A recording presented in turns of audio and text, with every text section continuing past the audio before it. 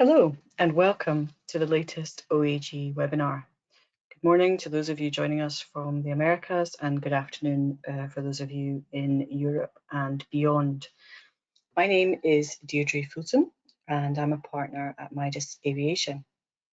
I'll be moderating today's discussion, and this is the latest in a series of webinars that OAG have been running about the impacts of the ongoing COVID-19 pandemic. For those of you who've joined us before, welcome back. You'll be familiar with the format where we run through some slides and then we pose your questions to our panel. And I'm joined today by John Grant, as ever, OAG's senior analyst, who tells me he's spent 23 weeks of his life so far tracking the impact of this virus. And we're also joined by our regular OAG expert, Matt Colling. And I'm pleased to say we're joined today also by Renee Armas-Mays. And Renee's specialty is Latin America. He's based there, so he's got lots of experience in the industry. So he's going to give us some insights on what's happening in his part of the world later as we go. So as usual, we're going to use OAG's data and some analysis to provide an overview of what's happening in terms of air capacity and frequency at both global and then regional and country level. And then we'll take a deeper look at what shifts we're seeing in capacity week by week at the moment and what we're really seeing in terms of how airlines are responding to that in different parts of the world and maybe across different sectors. Then, as I said, we'll hope to answer some of your questions. So please don't hesitate in sending those questions to us using the question function. Everybody who's signed up for the webinar will get a copy of the recording, so don't worry if you drop off or if you have to miss the end. You'll get the slides and the audio that we're going through today. So let's jump in to our first slide. So we're looking here at the global picture for flights, and this is a slide that we've been showing for a number of weeks now, maybe not 23, but we've certainly been tracking this picture going forward. I think we said a fortnight ago that capacity fell off a cliff in countries all around the world on the way down, and we've got a chart coming up that'll just re-illustrate that to everybody. But we said a couple of weeks ago recovery was really just going to be a much more gradual process, and I think that's evident. 2 weeks ago, global flights were 65% below where they were the same week last year, whilst this week it's just 63% down, and the just is probably in the wrong part of the sentence there, but it's a slow move, isn't it? And at that rate, John, it's going to be a long time before we see any green on this map, isn't it?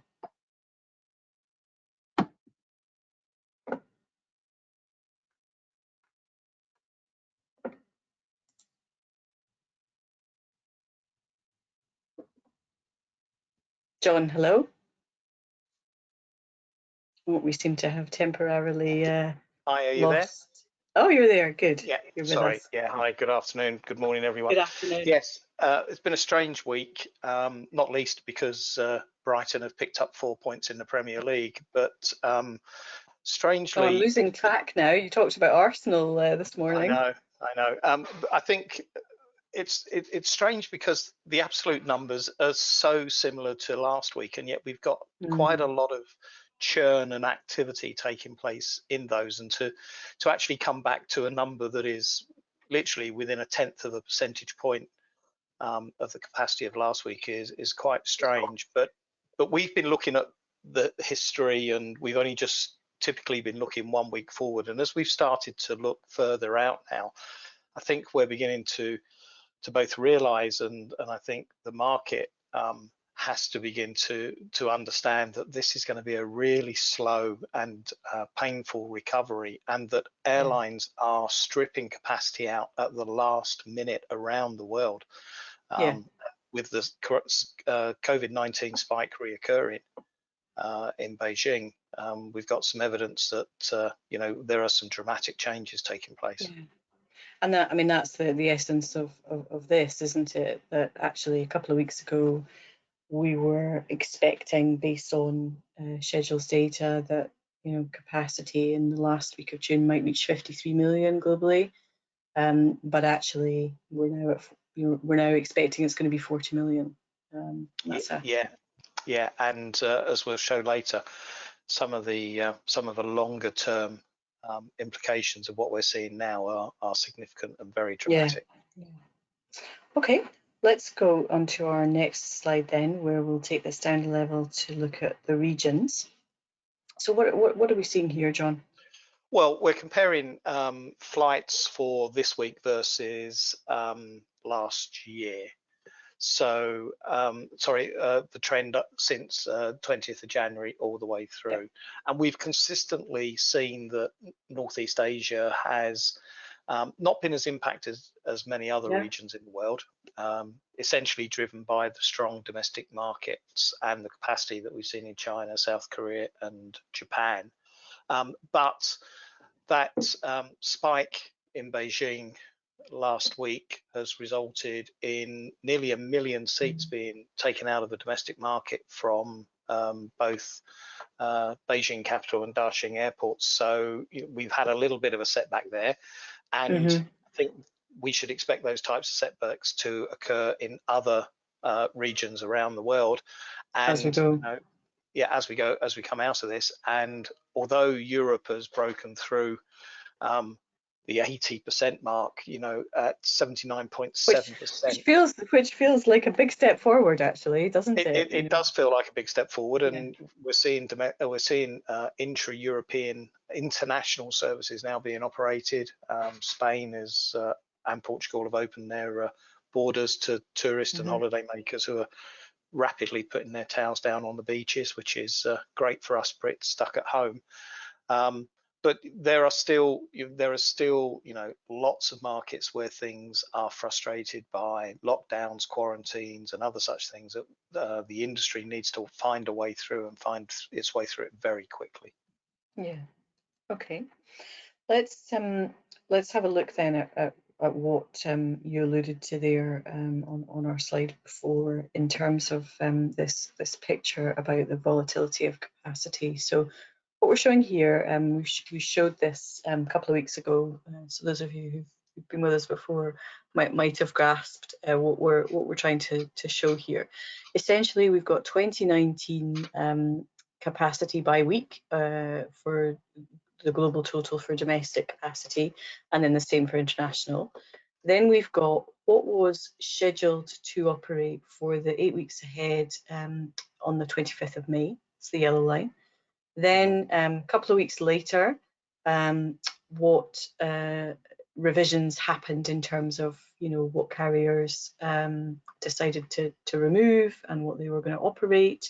And we talked then about this sort of short-term planning horizon of moving from week to week to maybe 4 weeks out. And I think we're seeing just that rippling on, aren't we? So here we are, another 2 weeks on from our last webinar, and we've got 34 million domestic seats coming out in the next 6 weeks in domestic, and actually internationally it's far greater, isn't it? 67 million seats out since the 8th of June. And the position on the 8th of June was 60 million seats had been taken out. So it's a big chunk of capacity that is essentially lost revenue, isn't it? It perishable product. It's like strawberries in summer. If you can't eat them on the day, then they go off. I think there's a couple of real issues here that we have got to face as an industry. I mean, the domestic market, we have for a long time said, has shown that it's more resilient, and that capacity has held up stronger. But when we're seeing capacity cuts like this, then it suggests to me that although we have pockets of strong demand, there are equally markets where the demand is not responding to the capacity that has been put in the market, and airlines are subsequently taking action at the last minute to adjust their capacity. We've seen this in India, for example, where there was a spurt of demand post-lockdown, and then demand sort of fell away because people had satisfied their immediate need for travel for repatriation purposes. And of course, there is always a linkage between domestic capacity and international. because for many markets, the international connectivity drives both the domestic capacity and domestic demand. So if we're suddenly seeing at such short notice, seats being taken out, flights being cancelled, schedules being changed, it has a knock-on effect into the domestic capacity as well.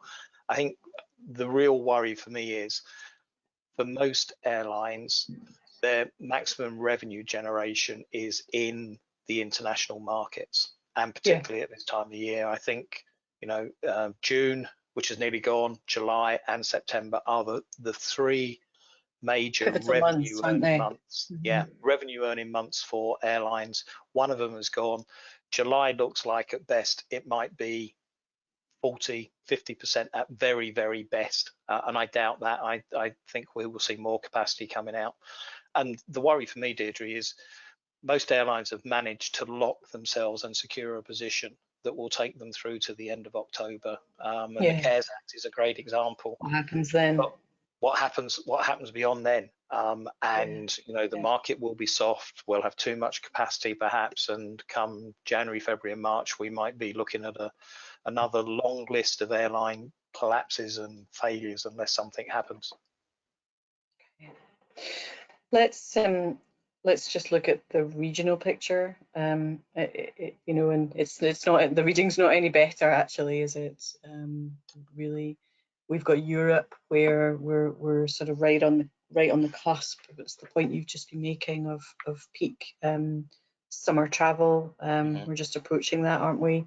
We are, and I had a sneak preview into next week's current capacity that airlines have filed with OAG and is in all of the GDSs for Sound, and there's something like 25 million seats that airlines are apparently going to be operating next week that didn't operate this week, and that is not going to be the case.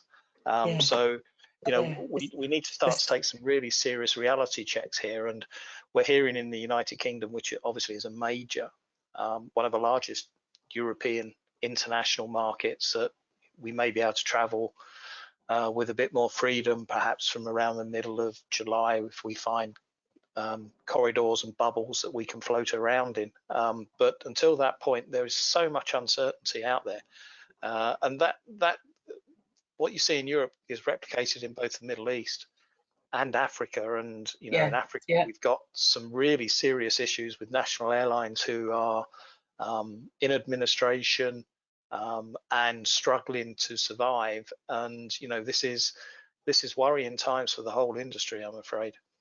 Yeah.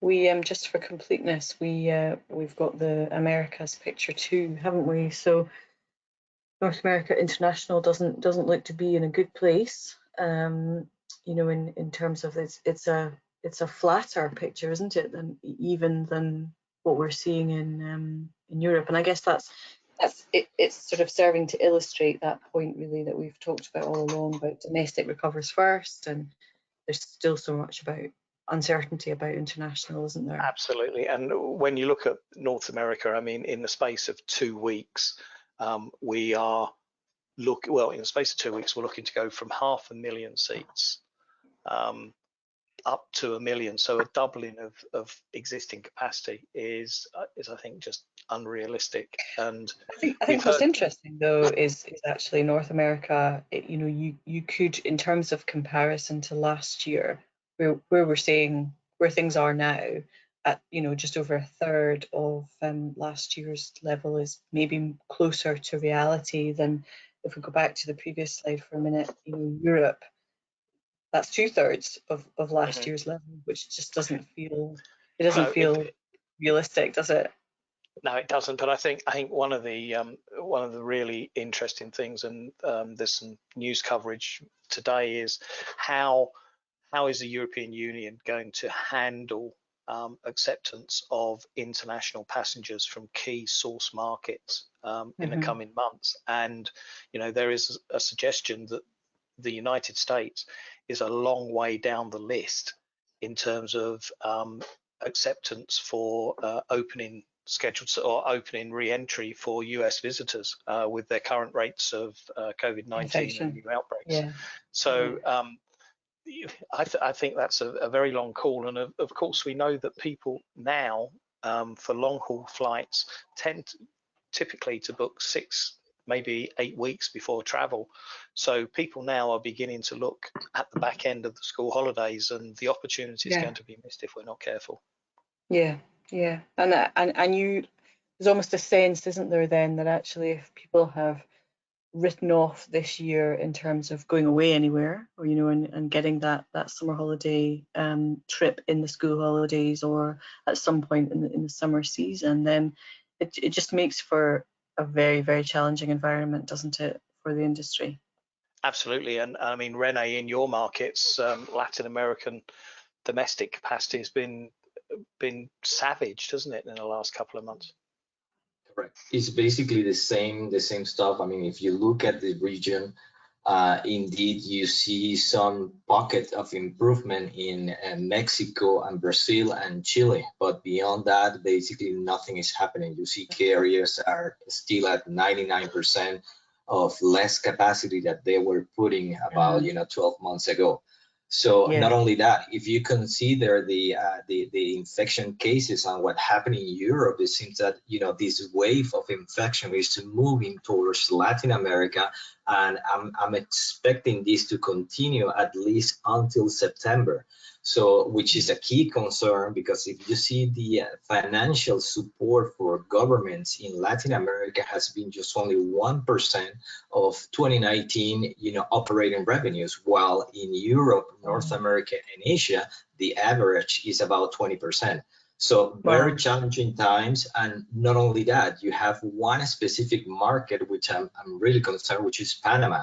Panama is the hub of the Americas. Their domestic market is very, very small. We're talking about not even 200,000 people per year. So they have concentrating in opening this hub, north, down, west, and south. And the problem that they're going to have is that they will be just basically have to wait until all the countries will open, on a one-by-one cases, their borders, so they can continue flying. Having said that, safe corridors, will be something they will have to look into this to make sure that they can, start flying. And actually, as you see, Copa Airlines, the local carrier, has just basically postponing by when they are going to be restarting operations because of this. And we saw a similar picture this morning, didn't we, John, for Hong Kong, and to some extent Singapore are also in that the similar kind of situation, aren't they, where they're very just reliant on international connectivity. Absolutely, that whole thing about international to international connectivity, and Panama is a great example, makes it so difficult, because you both the airport and the airline is at the mercy of an individual government changing its policy, its lockdown restrictions, requirements, whatever they happen to be. And I mean, in the case of Hong Kong, they're currently sitting at only 10% of the capacity that they had this time last year. And it was only this morning that it really sort of dawned on me that for the last 12 months, that particular market has been impacted by civil unrest, the disruption, protest, and traffic was down. Capacity was down by 10% in January anyway. But now it's at 90%. So it must be for Cathay Pacific and the two other local airlines who don't have such great cash reserves. It's a time bomb. Yeah. Okay. Let's go back out in terms of the time frame, because we've been looking here just at this kind of compressed June-July window. A couple of weeks ago we showed this chart. No, sorry, I think a month ago we showed this chart, and we didn't include it last time because we wanted to really focus on the short-term window. But this is the worry, isn't it? Here and here, and actually you could perhaps think that actually, maybe if we're getting to some kind of reasonable trend here, once if China controls this second wave, then maybe we might see domestic going along this kind of line here, and that might be a reasonable 20-25% below last year in terms of these big domestic markets. International, this just seems completely beyond any kind of Delusional. It's reality. delusional. It Where's just, yeah, capacity coming from? it does. And we'll talk about it later. But in just one very large regional market, for instance, Latin America, which Renee is going to discuss in more detail later, the two largest airlines are no longer flying or are in such a state of administration. They virtually are not flying. And then, you look in Africa, South African Airways and other regional carriers not flying or very little flying. This is going to be a shakeout moment, Deirdre, and we're beginning to see this happen. But airlines are going to be completely changing their whole fleet strategies. We've talked about that before, but we won't see very many airlines coming back with the A380, I suspect.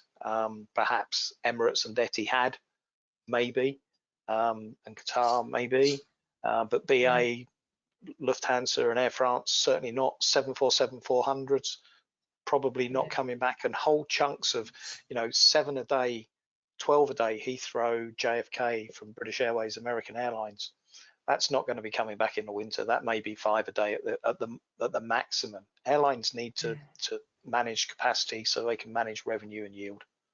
Yeah. Okay. Let's look at the country markets now.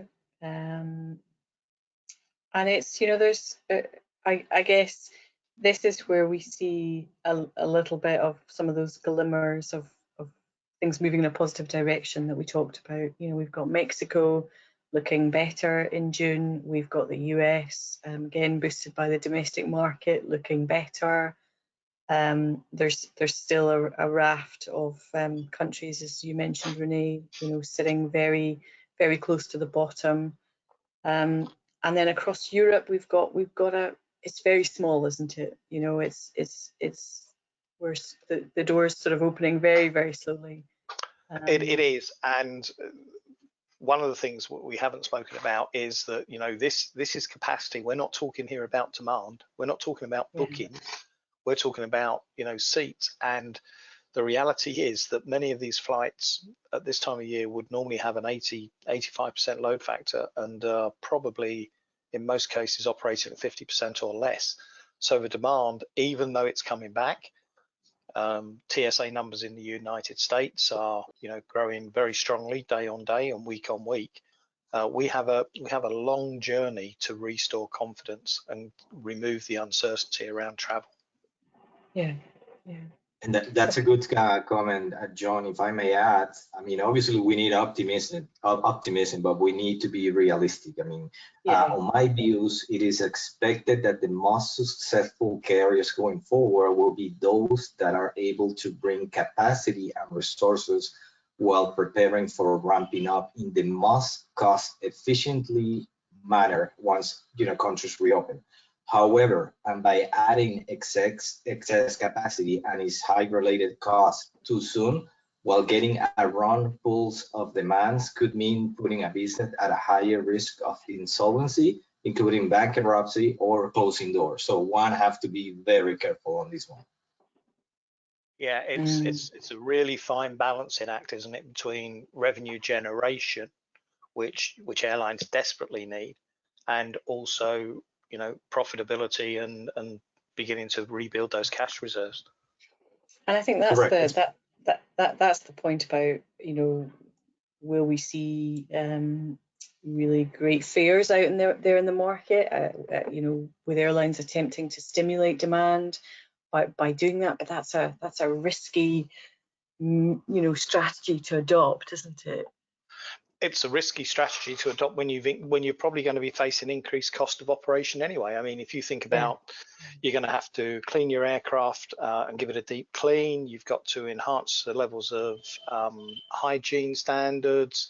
You're not going to be serving food, so you're going to be losing your ancillary revenues that you used to have before. We were talking to Schiphol this morning, and they were saying very few retail shops are open. So I think it's a real muddle for for airlines to work their way through this, and I don't. Yeah. And there isn't an easy answer, is there? There isn't an easy answer, and we'll see later how airlines have adopted different strategies to try and work their way through this dilemma that we've never faced as an industry. Yeah. Okay, let's move on to our next slides, which are really just the visual aspect of the countries, I guess. Trying to bring a little bit of optimism to matters. We are seeing perhaps more clearly when you look at it like this at the beginnings of recovery. But it's so dependent, isn't it, as we've just said, on for Europe in particular, the summer, and having people having the confidence to travel, but also the freedom to travel in terms of what happens at the other end and what happens when they get back. Absolutely, and in part of this, what we're seeing is the recovery, but it's a recovery from the prime airports in most cities and in most countries. So secondary airports, those regional airports, perhaps at the moment are being offered or are seeing maybe 1 or 2 flights a day coming back into their operation, which is almost a worst case scenario for them. Are you better off shutting your airport because you have no capacity, or do you open it when you've got 2 or 3 flights a day and you've got to resource for those 2 or 3 flights a day, and one is at 6 o'clock and one is at 11 and the other's at 5 in the afternoon? And your fixed costs your fixed cost. So it's really difficult, but it is good to see something happening in Spain and Germany as well. But and Italy's beginning to move up a little bit. So there are little pockets where we're beginning to see some optimism. And similarly in the Americas, we're seeing, we mentioned earlier, didn't we, that Mexico is starting to pick up. Chile, things are starting to climb back up again. So and I think the interesting thing will be how the response to the second wave pans out in Asia, and I suppose to what extent you've got concerns about a second wave happening in Florida, haven't you, right now, in the US? So it still feels to some extent that we're in this wait and see, doesn't it? Where I think the industry is ready to just try and grasp the metal and start flying again. It has to, and we have a number of Caribbean islands that are reopening for international services next week, and both US carriers and European carriers have indicated they're going to relaunch services in July. And those islands are in desperate need of that activity to begin to build their revenues and create employment for people that have been sitting unemployed for the last 3 months. So there's a lot of effort going into the recovery, and there are, as I say, those little places where we're beginning to see some hope. Okay, let's look now specifically at what this is what this means for some of the airlines that we've been talking about. What we're looking at here is if we set a threshold back in January of a minimum of 500,000 seats operating in a week. So that sort of refines the pool, gives us a list of airlines to look at. Of those airlines that were operating 500,000 seats or more in January, who are the airlines who are adding back most capacity in this current week? And that's the list. That's the list there. So you can see that 5 are in China. We've got Wizz Air and Qatar, who we've referenced before, but we'll have a little bit more of a look at today. And then at the other end, we've got airlines that are currently, stalled effectively, aren't they, with the least change in capacity. And I can't work out whether Wizz Air is a brilliant piece of strategic opportunism or is a car crash. Their numbers if we look closer, what we're actually seeing, and when we go down to some of their sort of key metrics, are more market pairs operating this week, this year, than the same week last year. So that's not just a return to the market, is it? That's a bold statement, as you said, about, let's take the opportunity. Exactly, and it's it's going a stage further. And I think we have to put this in the context of Wizz Air for a long time have said that they've got the lowest cost base in Europe. In the context that they've said when COVID-19 first begun to have an impact on the market, that they had more cash reserves than most others and were able to see their way through this. And they have almost, in the last 6 weeks, carried on from where they left off for about a 2-month period, and they've just grown and grown and grown. They've added 5 bases. We see that here, don't we? We do. And if you are comparing them to, and that's why I think it's either a car crash or it's reckless, because this is the sort of action that Ryanair would have taken. And they did during 911, where they placed the biggest ever order for aircraft.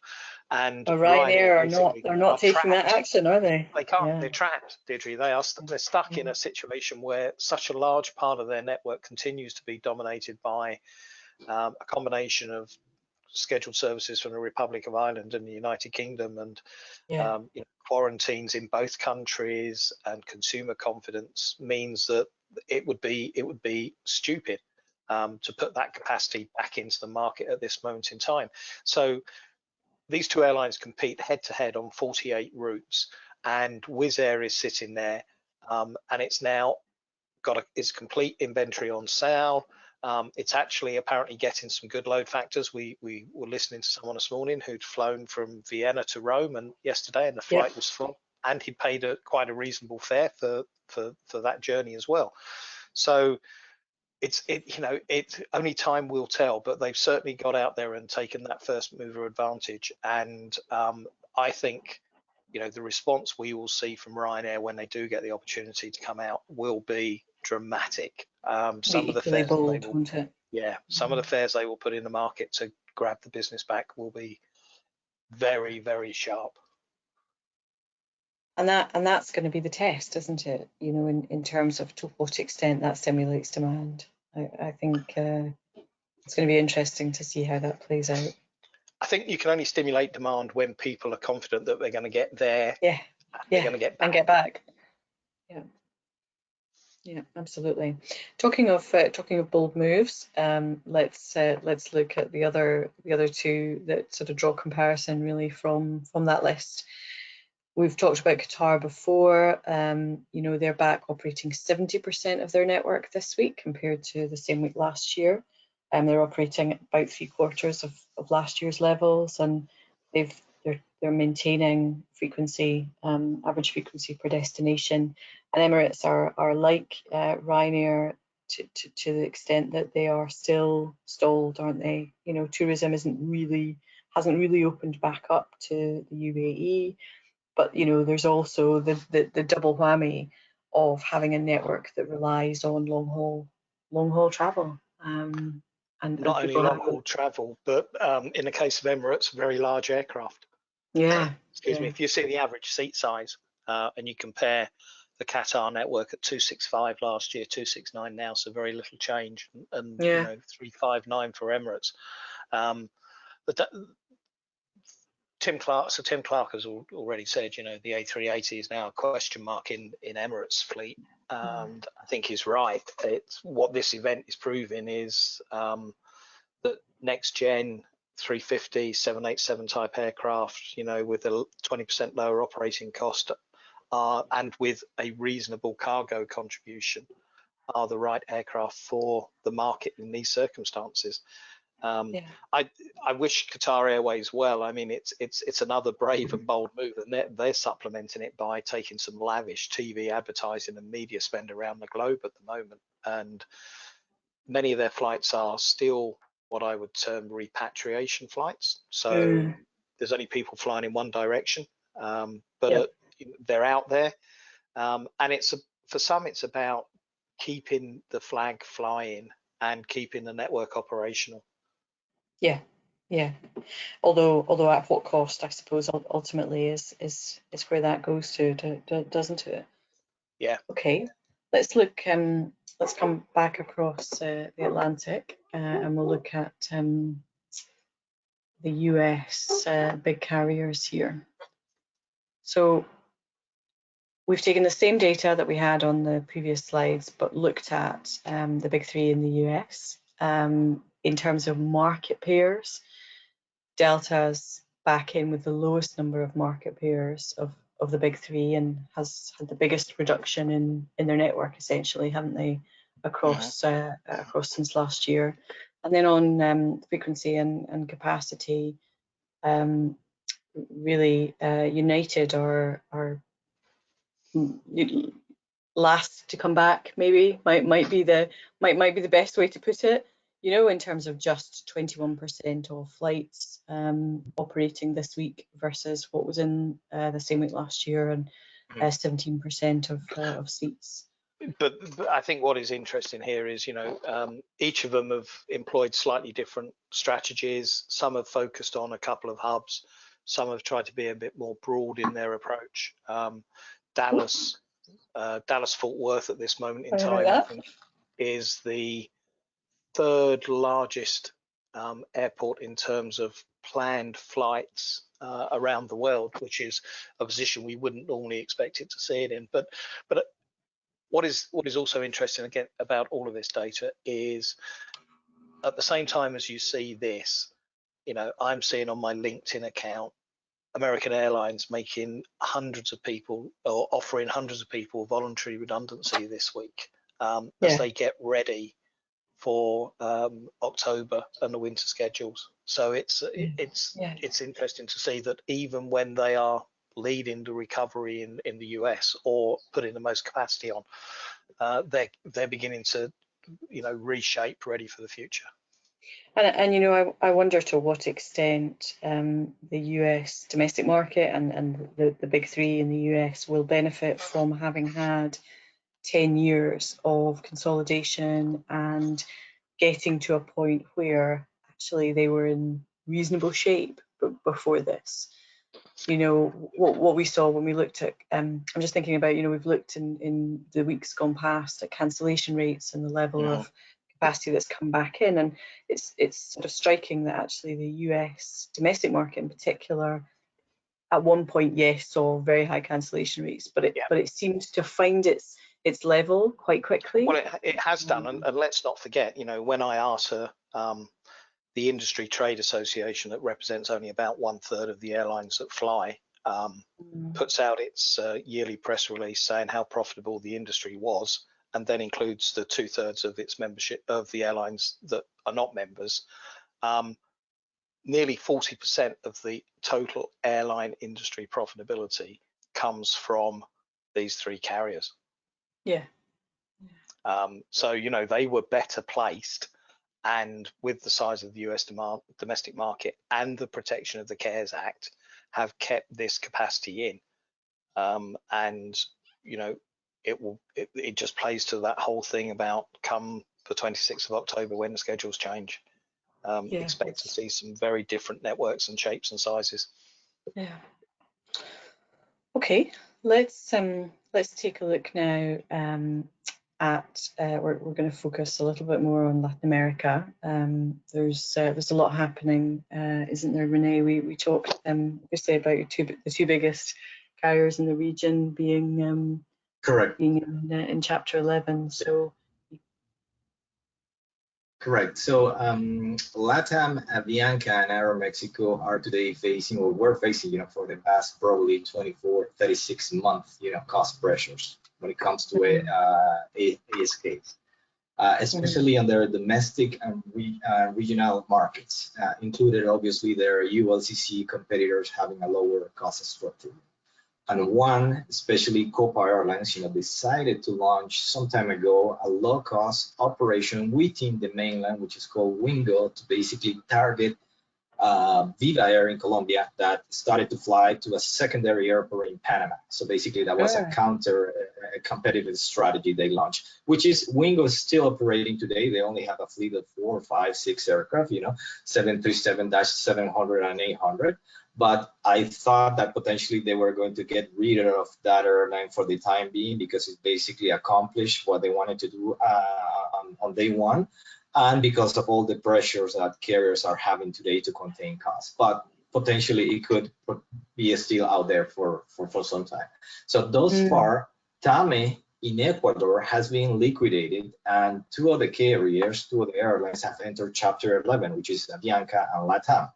However, LATAM was on more of a solid financial footing than Avianca. It has cash advantages, balances, and credit lines at the end of year 2019, about $2 billion US, which was basically 20% of its last 12-month revenue. Unlike Avianca, basically was highly leveraged and needed to basically restructure quickly. Having said that, what LATAM did is basically they were facing as well, the demand was rapidly decelerating, so they needed to do something about it as well. So those were for those two. But it is important to note that bankruptcy proceedings are a management strategy when profitability of the business and its ability to pay debt are at risk. And this is basically what is happening during COVID-19 times. So it's almost like a preemptive measure, isn't it, to try and shore things up a little. Correct. And likewise, as we know, when revenues have declined, or there is a substantial decrease in demand due to external factors, and we can call this factor the coronavirus effect. Obviously, you have more pressures on creditors, you have potentially court proceedings, and you have potentially as well seizure of assets. So it's basically a good formula, not only to contain those, but to actually help the carriers to restructure and reduce costs much faster. On my views, what will happen with these two carriers is that they, first they will try to reduce their cost structure. They're going to be renegotiating aircraft and facility leases, and they will try to improve labor productivity in terms of pilots, number of hours per pilots and flight attendants. In addition, obviously, they will be divesting as well non-core assets. But overall, they will be seeking about 30% annual saving on current operating expenses, which is between 2 to 3 billion US dollar, and this most likely is going to be achieved in the next 18 months. So I'm expecting they will go through this restructuring process for about 2 years, and basically and very smartly leave when we have more of potentially a solid views of what is going to be happening in the market in terms of demand. Having said that, of these cost savings, about 60% of those will come primarily from headcount reduction and labor contract renegotiations. Besides that, they will be looking at closing facilities and operations. We already saw that LATAM has exited the domestic market in Argentina. They will be looking at reducing commissions from indirect sales channels. They will be looking at renegotiating supplier contracts such as airport, aircraft, engines, pilot trainings, and other. And obviously, they will be looking at postponing or canceling future aircraft deliveries, as well as renegotiating financing conditions. So you could, sorry to interrupt for a moment, Renee, you could, the cynic in me sort of says, in terms of headcount reduction and renegotiating terms and conditions for employees, and that whole piece about making the business more fit for the future, this has afforded them the opportunity to do that, hasn't it? I'm guessing this is something that was coming anyway. And actually, this will allow them to get themselves into a better shape. Correct. So what was happening with them is that some of these carriers, they were not be able to compete head-to-head in their domestic markets. So basically, they have a large market share on this market, but they were not making money. They were basically feeding traffic to their international operations. And if you see specifically in the case of LATAM, For the past 3 years, they have been expanding heavily international point-to-point services. Even there is a flight from Chile to Johannesburg, which nobody is flying that route. So basically, they are able to derive premium revenues and sort of balance out losses that they might encounter in some of their domestic markets. But going forward, if you ask me, what can we expect from this region? I mean, to no one's surprise, there will be fewer routes, there will be fewer connecting banks, and fewer connectivity and aircraft types. The majority of the majority of the airlines are planning to restart operations serving less than 60% of their networks, with potentially only 1/3 of their normal capacity, while using lower seat capacity aircraft as one obviously try to optimize load factors, revenues per flight, aircraft utilization, and rebuild profitability. In the next 12 to 36 months, potentially airlines will concentrate only in this region in tier 1 domestic cities. Secondary and tertiary cities with 1 or 2 frequencies per week will be axed, and services will be flown via hub. And additionally, in this market, those airlines that offer even before the pandemic the majority of their seat capacity in their domestic networks are expected to further benefit. One example is in Mexico, Viva Aerobus. They offer 90% plus of their seats are offered domestically. In comparison, their competitors offer between 50 to 65% of those seats on the international markets, which is going to take longer to reach pre-crisis demand levels. Moreover, there will be initially limited tier 1 international routes and perhaps a number, as I mentioned before, of safe travel corridors that will be negotiated, especially in Costa Rica and Panama, with countries such as Australia, Greece, New Zealand, and this could be something that could save, Panama, when we were talking about that Panama is basically a connecting hub. Likewise, I'm expecting LATAM that will concentrate on key regional markets and domestic operations, such as in Brazil, Chile, Peru, and Colombia. It has already exited Argentina domestic market, as I mentioned, and Avianca will focus on Colombia, Brazil. They did exit as well already Peru domestic operation as part of their restructuring process. But lastly, in Latin America and as well around the world, my views are that airlines need to rebuild passenger confidence and trust. To survive, our airlines will need to implement what I call the 4-pillar strategies, which basically focus on reducing costs, right-sizing operations, applying seat capacity discipline, which John talked about it, and preserving liquidity and rising cash. Besides that, there is a framework that I have used in the past, which I call it the 4R, which is applicable for these pandemic times, which is basically you need to reset the business, resize network fleet frequencies routes, relearn as historical data is no longer a good indicator of future passenger behavior due to this pandemic, and readjust strategies to better aim at today's moving, in quotes, demand target. So basically, that's a quick overview of what I'm expecting to see in Latin America.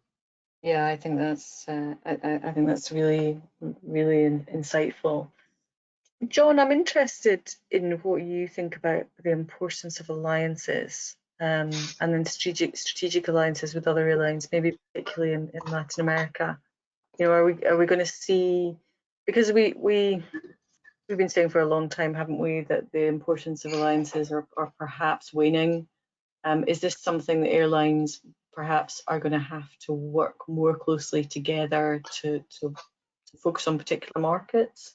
I think it's going to be really fascinating to see how it all plays out, Deirdre.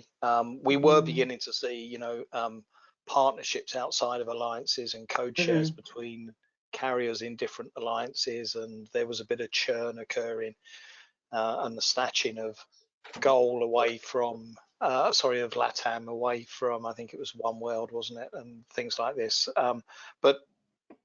But every airline is so desperate for its own revenue, and it's that whole balancing act between, do I work with my partners or do I try and take the revenue myself?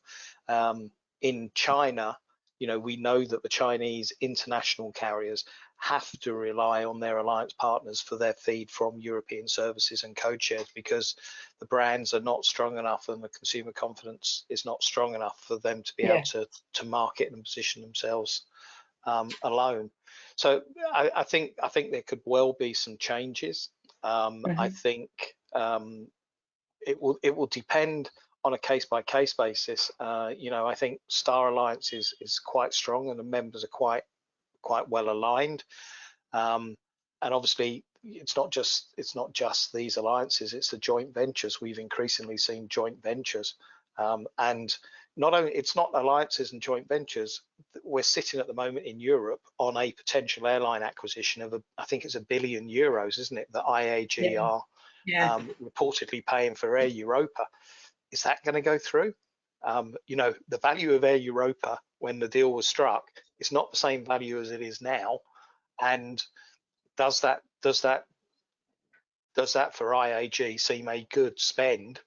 And does it look good for IAG to actually be doing that when at the moment, they're in some pretty serious issues and discussions about workforces, terms of conditions, etc., etc. So it's fascinating, and it will all play out. If we were an industry that allowed proper overseas ownership and airline consolidation, and that was an outcome of COVID-19, that would be a great step forward, because then we'd begin to see some more robust balance sheets in airlines all around the world. Yeah, and that leads us quite nicely into this this picture, doesn't it? About liquidity. There might not be a balance sheet if airlines just can't stay afloat, and can't earn revenue to keep the business operating.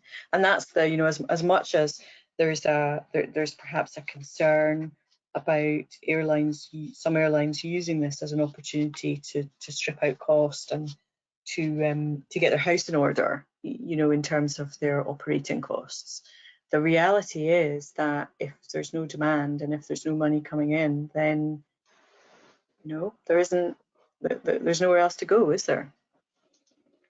Correct. And one thing that I want to add on that one, and from a Latin American point of view, I mean, already we have 2 carriers in Chapter 11, 1 liquidated, and at least in my views, I'm expecting 1 or 2 other airlines in Mexico will potentially file soon. And there is a risk that at least another one in Brazil as well do that. So liquidity is a main concern, for airlines around the world, but it's more so in Latin America. As I mentioned before, they have just received the lowest level of financial support from their government, which is less than 1% of the 2019 airline operating revenues. Yeah. Okay, let's look at, we've got a couple more slides here on Latin America, which is really just, it's interesting, isn't it? Because there's, we're talking there about alliances and cooperation, and we've talked in the past about consolidation. Is there an opportunity here for more either expansion of existing carriers who might be operating in the ultra low cost space, or new carriers potentially? That's the other side to this, isn't it?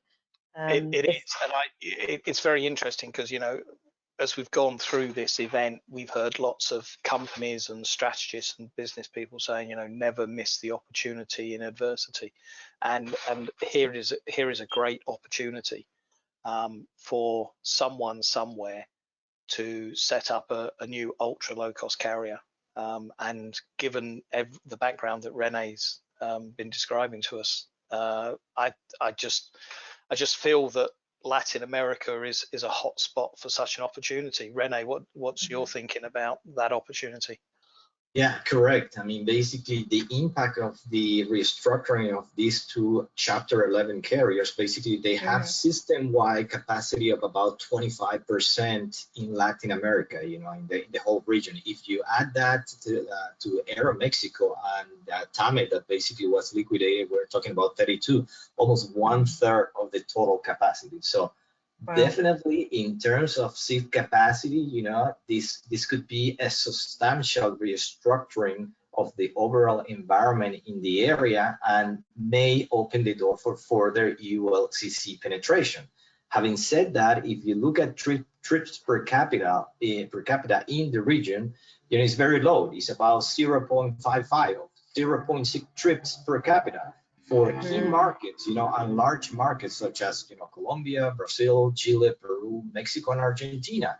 While the US is at 2.1 and the UK is at 2.3, suggesting further market stimulation and ULCC penetration are real opportunities in Latin America. But Rene, for that to happen, what's always struck me about Latin America is how expensive airport fees and charges are, and also the levels of taxation on airfares, which you know are second probably to the levels of taxation in Africa that we see, and it's just a nagging concern of mine that have the governments got the right policies in place whereby rather than seeing air travel as a economic stimulant and bring in economic wealth, they actually see it as a luxury item and penalize it with excessive taxation. Correct. It's a big concern in the region, and you see taxation going 30 up to 51, 55% of a ticket, you know, when you consider, you know, airport taxes, you know, and some other, you know, government taxes. So this is something that have actually as well prevented further connectivity and investment in carriers in Latin America because of all this. I mean, as we know, operating an airline is a capital intensive business. Fuel, you know, has been low because of the pandemic, but obviously it's a key concern.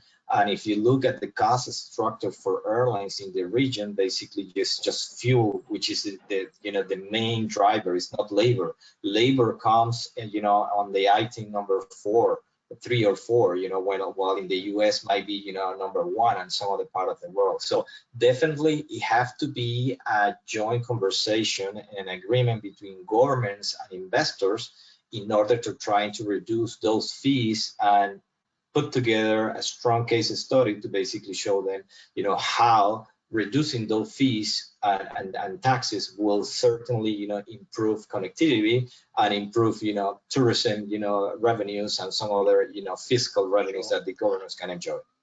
And I guess, Sorry, the other question to think about, of course, is the political stability of all of these countries, Rene. And I don't know enough about the day-to-day politics, but I'm sure any airline that is, or any investor who's thinking about investing in Venezuela at the moment probably needs to take the smelling salts and reassess their situation. But is Ecuador a safe market from a political perspective, do you think? It is, and it have improved from the past 10 years. You know, elections are coming up next year as well.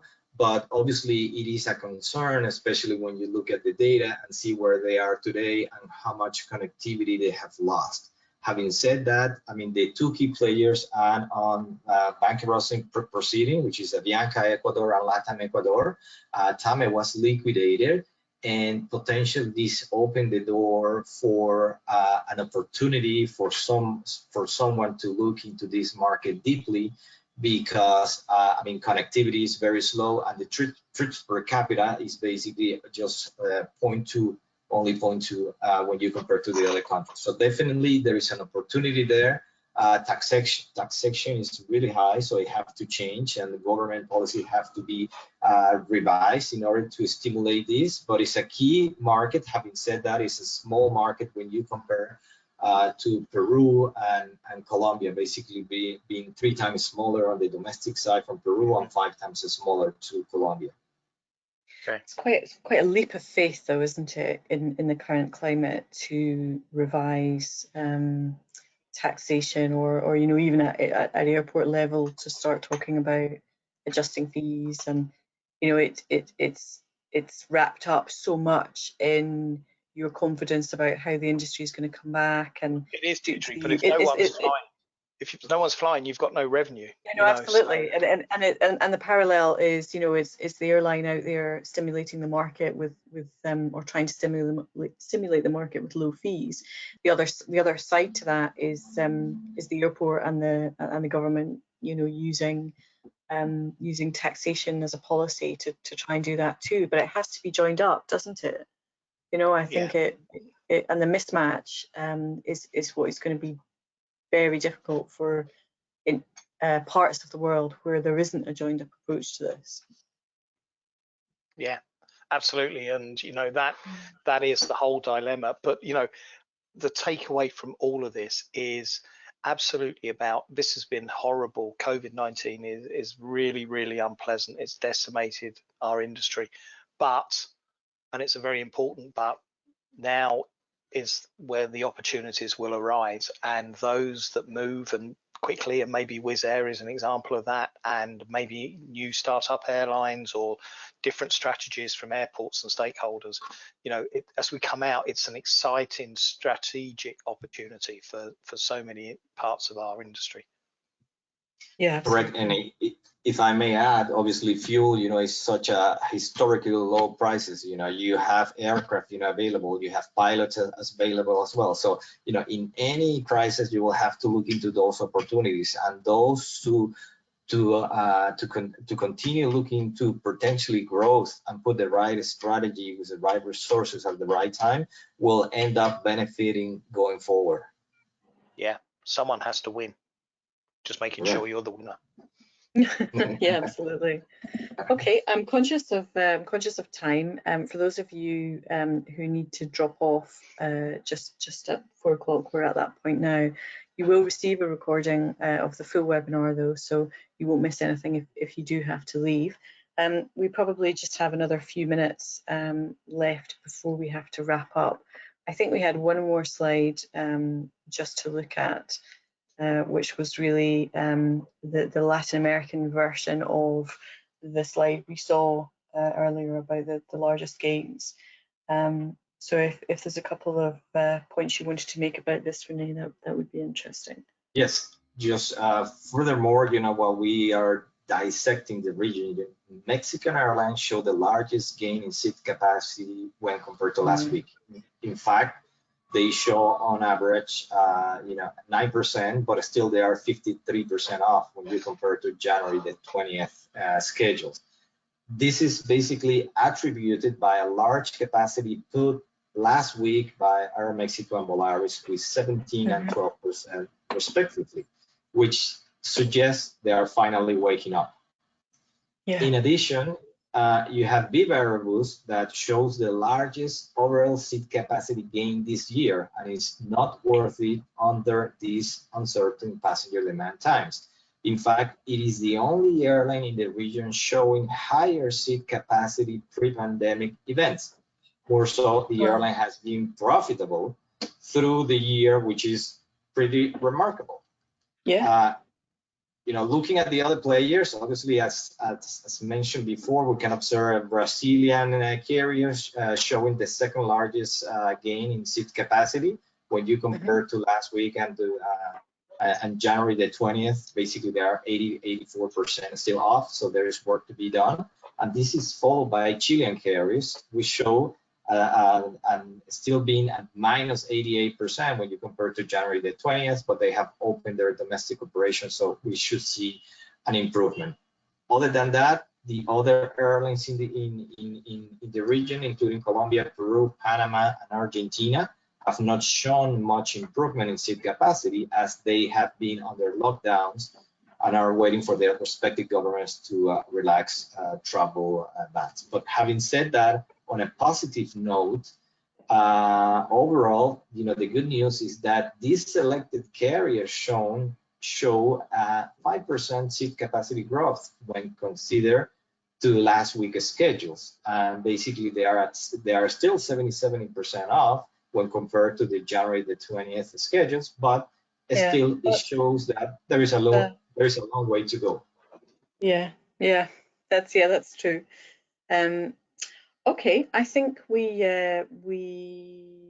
don't have a lot of time for questions, but if there was anything in particular, John, you wanted to address, we might have a minute or so for that. Yeah, I mean, Raj has asked a question about, is this the right time for airlines to think about strategic alliances, harmonized schedules, and even mergers? Absolutely. Couldn't agree with you more. But, you know, we have some major issues around foreign ownership of airlines in many parts of the world that would need to be overcome to really get to grips with that. You know, franchise models, AirAsia have tried and continue to try, but the difficulties of those have been well documented from their experiences. So perhaps not. So yeah, I think we need a shake-up. We don't need 790 airlines. We probably need no more than about 300 around the world, and that gives you some idea of the scale of change that we should be looking that at. might be needed. Yeah.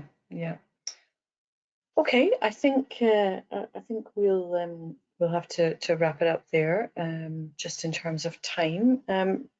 But thank you both John and Renee for your fascinating insights into the market. I think it's been really interesting to take a little bit of a deeper look into a market and see that actually many of the challenges carriers are facing in Latin America are those that are being faced everywhere else. So yeah, thank you for that. Thank you. Now, thank you, Renee. Yeah, thank you for the opportunity. So there will be a blog coming out on OEG's blog specifically about Latin America. So if you haven't signed up for OEG's blog already, you can do that on the website. And you'll find many of the charts that we've talked through today and the regular tables that we reference there on OEG's dedicated COVID-19 page. And some of the data you can download and manipulate yourself. The other new piece of information that's there that is always worth a listen is a podcast, OEG On Air. If you haven't had enough of listening to John, I haven't. He's recorded a podcast with the CEO of Air Baltic, which really is a fascinating insight into how that particular carrier has approached the COVID-19 situation and you know what learnings they're getting out of it. So I would encourage you to have a listen to that at your leisure. And lastly, thank you everybody for your interesting questions. If we haven't got to them, we will do our best to reply in the coming days. You'll all receive a copy of the slides and the recording, and hopefully we'll see you along on the next one, which should be in 2 weeks' time. So thank you everybody and goodbye.